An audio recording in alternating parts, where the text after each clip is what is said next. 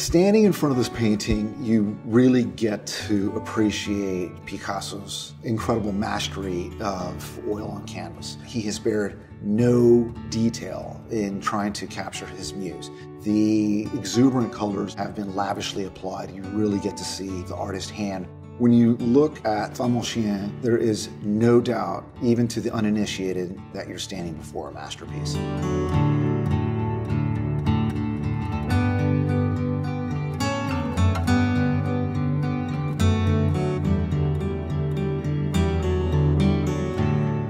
Pablo Picasso's 1962 Femme Au Chien is a monumental canvas which measures roughly a little over 5 feet by 4.5 feet and is a triumph of the artist capturing the image of his second wife and final muse, Jacqueline Roque.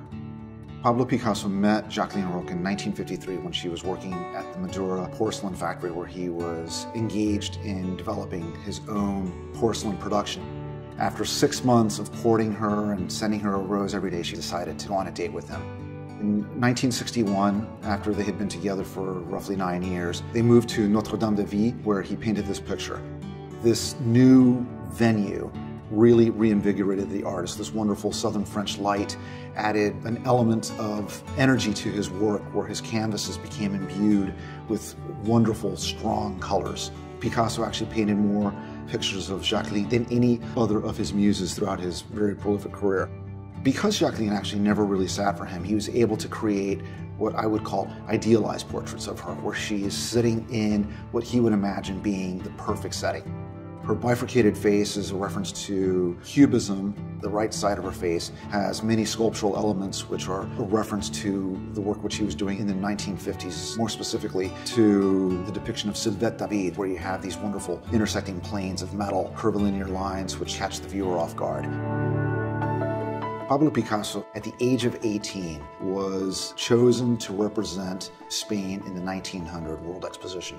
So this is an artist who, from the beginning of his career, knew that he was destined for greatness. And at the end of his life, following in the footsteps of the greats like Francisco de Zurbarán, Diego Velázquez, and Francisco Goya, he was, in his own mind, rightfully so, self-appointed as the great master of Spanish art.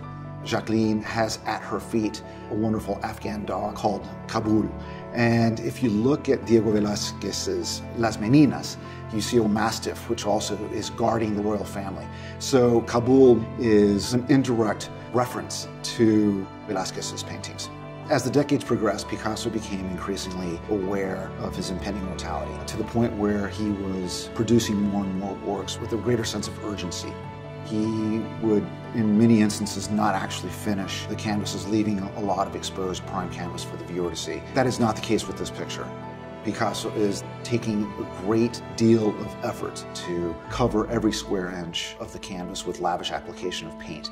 Femme Au Chien has been out of public view for many decades, and this is a once-in-a-lifetime opportunity to see one of Picasso's late masterpieces.